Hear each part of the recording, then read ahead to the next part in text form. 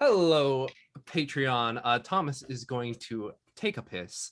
But what we are not taking a piss out of was this awesome episode of Rime of the Frost Maiden, episode 29. Current goes where it goes. Yeah, aftermath of Renner's death. Damn, y'all. Let's talk about that. It was a lot. Yeah. It was a lot. I mean, especially coming in from kind of a longish break to kind of think about it and then re-immerse yourself into just that latter, for me anyway, that latter end of the story to kind of, as a player, put yourself back in that space of like, what would your character do? It's a lot. In a good way, as like, storytelling goes, right? Because it creates a lot of opportunities to make different choices based on that. And like, how do you, and I just thinking about like, how does the relationships evolve with the characters that are still there? No answer, obviously, because you don't know what everyone else is going to bring to the table. So coming to that, I was like, I think Amoa, who's usually kind of like not a talker in a big way, but will interject with some thoughts, just wasn't in that space anymore for a while. So yeah, Azar, you were all business. What was going on with her? Yeah, that's just Azar's default setting. It's like, okay, straight line. We're doing this, this, and this. That's just how you handle things. Like, don't get caught up in your head. Handle that later. Just push everything to the side. Handle your business, and then worry about other things later. That monastic training. Yeah. Put them in a box. Deal with them at the appropriate time. Mm-hmm. Is tea for Azar that coping mechanism, or? Oh, she just likes tea. I like tea. But it's something she can do. Mm-hmm. Right? It always turns out well because it's magic, so you can't mess that up. Exactly. Prestidigitation. You could get yourself some nice, good old throat coat. Yeah. Yeah. Elspeth made some choices today. Yeah, and I was not expecting to take up as much of that episode as I did, so thank you all for indulging my penchant for in-depth role play. Yeah. I knew that the possibility of having to switch gears and become a warlock was looming on my horizon. And I thought that might come into play. I was definitely not expecting to get to see Renner off. So that was really delightful. I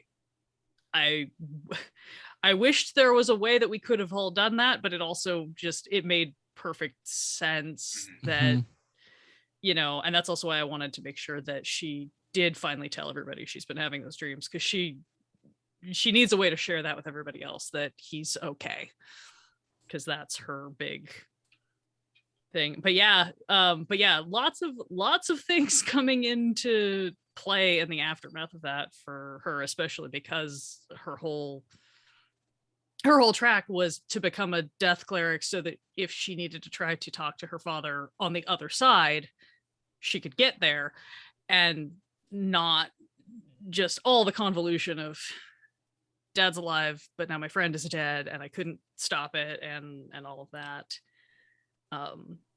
coming to a head with that, and the weird intersection of like her guilt about not being able to save Renner, and a little bit of Donovan's guilt about being the reason that, possibly being one of the reasons that there wasn't a chance to do that, and things like that, I think fit, because they've had kind of a weird relationship that's developed over the course of this, being like the really hyper like magic nerds of the party.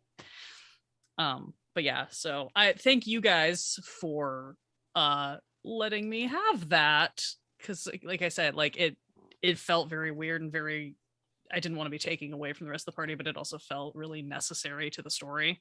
I think it was a culmination, because like I feel like up to this point, Elspeth has been down so many times. No, just kidding. But up to this point, Every time there's just been.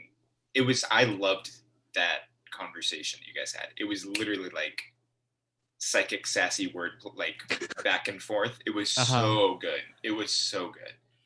It was like Broadway worthy. So good. I loved that moment. It was like really, really fun to watch you having that conversation with your your deity.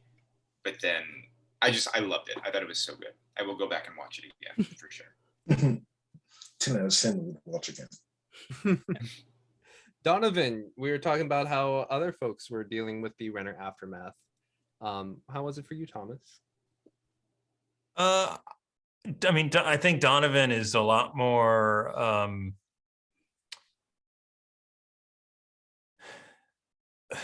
he's a lot more in trouble than even I played him today. I think he's definitely 100% knows that he's responsible. He had a spell slot left. He could have cast shield at any one of those attacks, and if he had done that, he wouldn't have needed the spell slots, and there would have been spell slots available to save Renner. So he realized that in the moment, but didn't say anything. So he's just there was a moment where Donovan just screams "fuck," and that's where he was like, I could have cast shield at any time and this wouldn't have happened. Mm-hmm. So like he's still going to be going down that rabbit hole. It's really fun to see. I know it's probably rough for you, but it's fun to see Donovan unravel a little bit, like from my perspective anyway. From Renner's perspective, no, I'm just kidding. Yeah. From like, the audience's perspective, I think it's really interesting because poor Donovan's been through it too. He was like, he couldn't sleep for that long period of time, so he's probably still affected by all that kind of stuff. It was really good. Yeah. It was fun watching. And I think it's one of those things where, I mean, he'll either have to come to grips with it or it won't, and it'll be bad.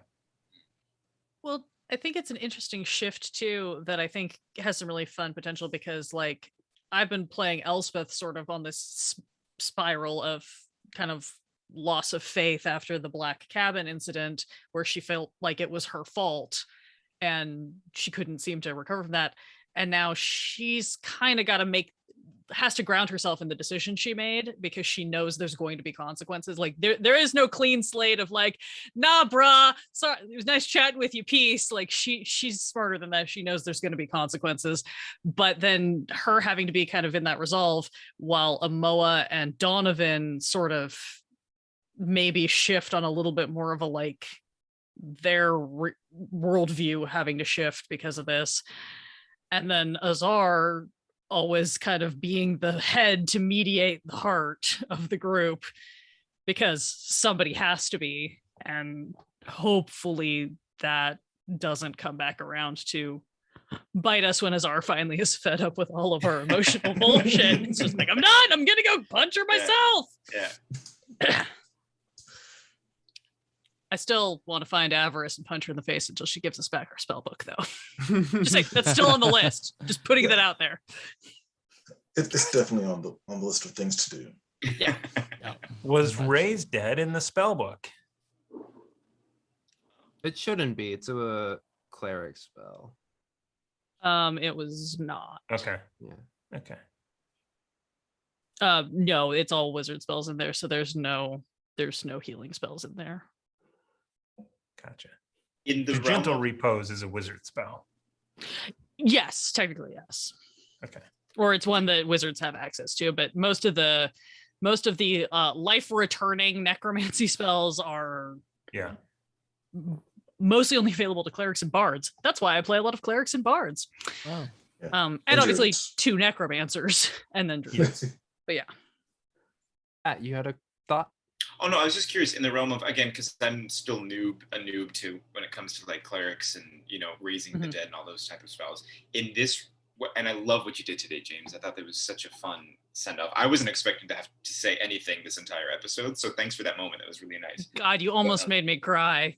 Oh. So I was glad you got to have some final words. Yeah. It was nice. I was really lovely. appreciative for that because I was not expecting that at all. But in the realm of bringing people back, if these doors are open and closed, I'm was picking up with Elspeth was dropping, like that seems like a finalization of like there's probably no way you can come back from this, or if you do, they will be forever changed. Like it's not going to be the same person.